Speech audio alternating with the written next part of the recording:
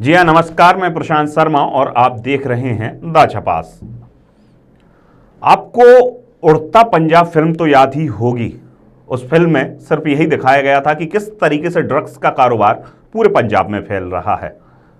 नया मामला Sushant Singh murder mystery, रिया चक्रवर्ती drug connection भी शायद आपको याद होगा, क्योंकि रिया चक्रवर्ती ड्रग कनेक्शन जब खुलकर सामने आया था तो उसमें यही बताया गया था कि ड्रग्स का जो बड़ा कारोबार है किस तरीके से बॉलीवुड और मुंबई में पैर पसार चुका है। हालांकि मैं आपको बताना चाहता हूं कि ड्रग्स का जो बड़ा कारोबार है वो मुंबई और पंजाब तक ही सीमित नहीं है। ड्रग्स की चपेट में पूरा भारत आ चुका है और इससे सबसे ज्यादा खतरा किसी को है तो वो है युवा वर्ग। युवा वर्ग ही ड्रग की चपेट में सबसे ज्यादा आ रहा है। यदि बात मध्य प्रदेश की जाए तो मध्य प्रदेश भी अछूता नहीं है। मध्य प्रदेश में भी कई ड्रग पेडलर अपना पैर जमा चुके हैं। कई अवैध धंधा करने वाले कारोबारी यहां पर अपना धंधा बड़ी आसानी से पसार चुके हैं। बात यदि एमपी की जाए तो यहां पर आए दिन करोड़ों रुपए की चरस, गांजा और ड्रग्स पकड़ाई जाती है।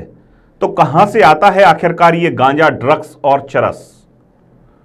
कौन करता है इसकी सप्लाई? इसके क्या है नुकसान? अब तक कितने लोग इससे अपनी गवा चुके हैं जान? तमाम सवालों के जवाब जानने के लिए आज आपको हम बताएंगे कि आखिरकार ड्रग्स, गांजे और चरस का मध्य प्रदेश से क्या कनेक्शन है। बॉलीवुड अभिनेता सुशांत सिंह राजपूत के ड्रग एंगल में फंसी अभिनेत्री रिया चक्रवर्ती के मामले ने भारत में पनप रहे ड्रग व्यापार की ओर लोगों का ध्यान खींचा। बॉलीवुड में ही जहां उड़ता पंजाब जैसी फिल्मों के जरिए नशे से होने वाली बर्बादी के बारे में खूब दिखाया गया है और बताया गया है कि किस तरीके से ड्रग्स का कारोबार पूरे पंजाब में फैल रहा है, वहीं हमारी फिल्म इंडस्ट्री के सितारे भी इसकी गिरफ्त से बाहर नहीं आ पा रहे हैं। बात यदि मध्य प्रदेश की जाए तो मध्य प्रदेश में गांजे का करोड़ों रुपए का व्यापार फल फूल रहा है। पुलिस ने पिछले 1 महीने में ही करोड़ों रुपए का गांजा, चरस और ड्रग्स प्रदेश में पकड़ा है।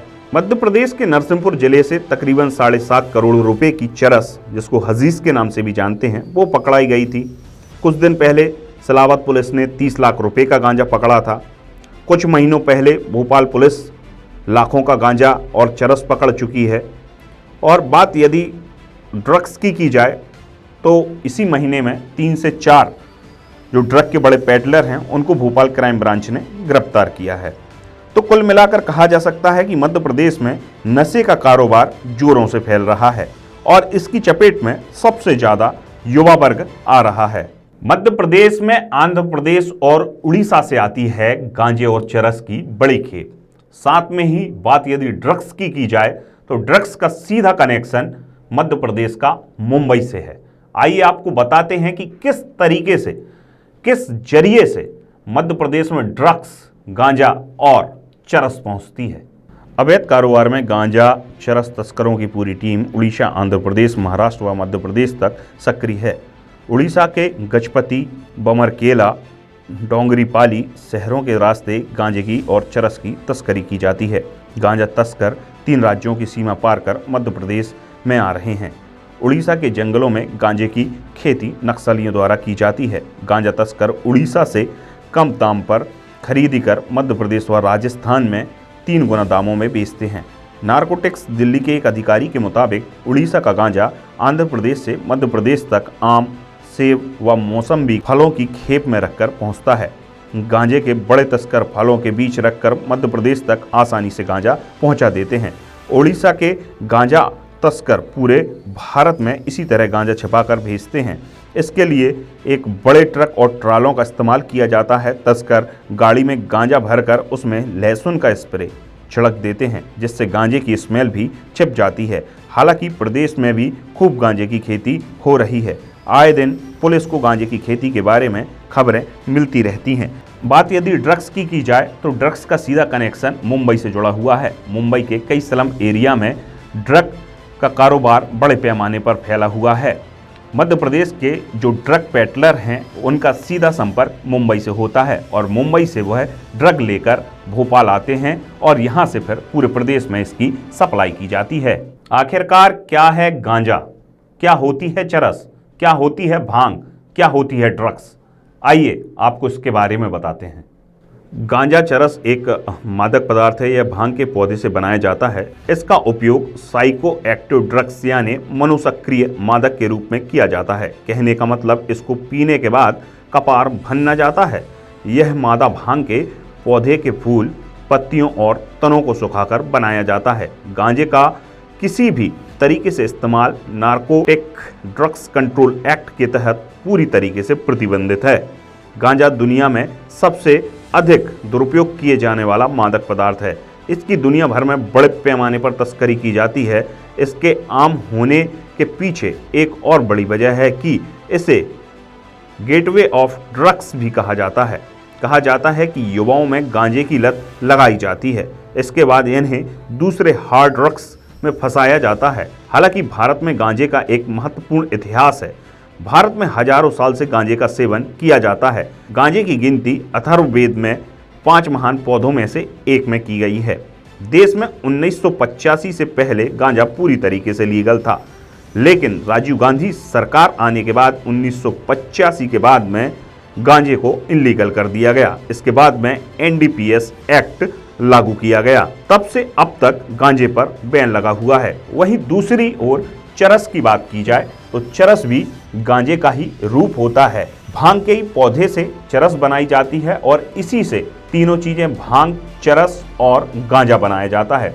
दूसरी ओर यदि ड्रग्स की बात की जाए तो इनमें एलएसडी, कोकीन, एमडी, म्याऊ और तमाम प्रकार की ड्रग्स हैं। अब आपको बताते हैं कि किन देशों में गांजा चरस वैध है और किन देशों में अवैध। दुनिया में कई ऐसे देश हैं जिसमें गांजा पूरी तरीके से लीगल है। कनाडा, जॉर्जिया, दक्षिण अफ्रीका और अमेरिका के 11 राज्यों में गांजा बेचना और खरीदना वैध है। वहीं जर्मनी, नीदरलैंड, ग्रीस जैसे करीब 24 देशों में दवाई के रूप में गांजे का प्रयोग वैध है। भारत में नेपाल से भी गांजे की तस्करी की जाती है। हालांकि नेपाल में मौजूदा कानून में बदलाव करने से पहले इस प्रस्ताव पर संसद में बहस होनी है। सन 1960 के दशक तक नेपाल में गांजा और बाकी मादक पदार्थों को वैध तरीके से बेचा जाता था। उस दौर में नेपाल को हिप्पियों का देश कहा जाता था। दुकानें हों या चाय के ठेले, लोग कहीं भी दम मारते नजर आ जाते थे। लेकिन 1976 में नार्कोटिक ड्रग कंट्रोल एक्ट के तहत गांजे को उगाने और बेचने पर पाबंदी लगा दी गई। उपयोग करने वालों को 1 महीने की जेल और तस्करों को 10 साल तक की सजा का प्रावधान इस कानून में है। नेपाल में गांजे का इस्तेमाल पीढ़ियों से किया जा रहा है। इतने सालों से गैर कानूनी होने के बावजूद भी नेपाल में हिंदुओं के भगवान शिव के त्योहार शिवरात्रि के दिन गांजे का खुले तौर पर इस्तेमाल करते हुए देखा जा सकता है। अब आपको बताते हैं कि ड्रग्स, गांजा और चरस के क्या नुकसान हैं। अब तक इससे कितने लोगों की पूरे वर्ल्ड में मौतें हो चुकी हैं। आखिरकार गांजा, ड्रग्स और चरस कहां पर परोसी जाती है? केवल साल 2017 में ही दुनिया भर में 1,90,000 लोग अवैध दवाओं के इस्तेमाल की वजह से मारे गए हैं। साल 2012 में दुनिया के 5.9% यानी 33 लाख लोगों की मौत अल्कोहल से हुई है। बॉलीवुड स्टार काफ़ी डिसिप्लिन लाइफस्टाइल जीने के लिए जाने जाते हैं। ग्लैमर, स्ट्रगल और बहुत सारी पार्टी, घर के बाहर की शूटिंग और नशे की सामग्री की उपलब्धता के चलते बहुत से कलाकार आसानी से नशे की गिरफ्त में आ जाते हैं। हाल ही में मुंबई सिनेमा से जुड़े लोगों की छवि नशे की खबरों के कारण खराब हुई है।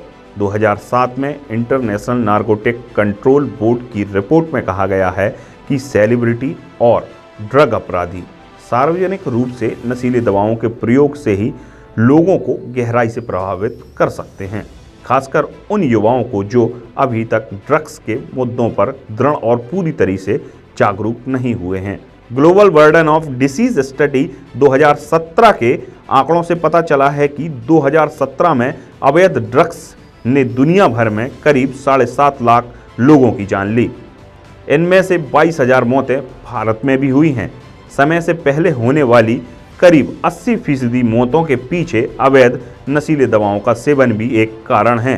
कुछ अनुमानों के अनुसार ग्लोबल ड्रग तस्करी का व्यापार $650 अरब तक है।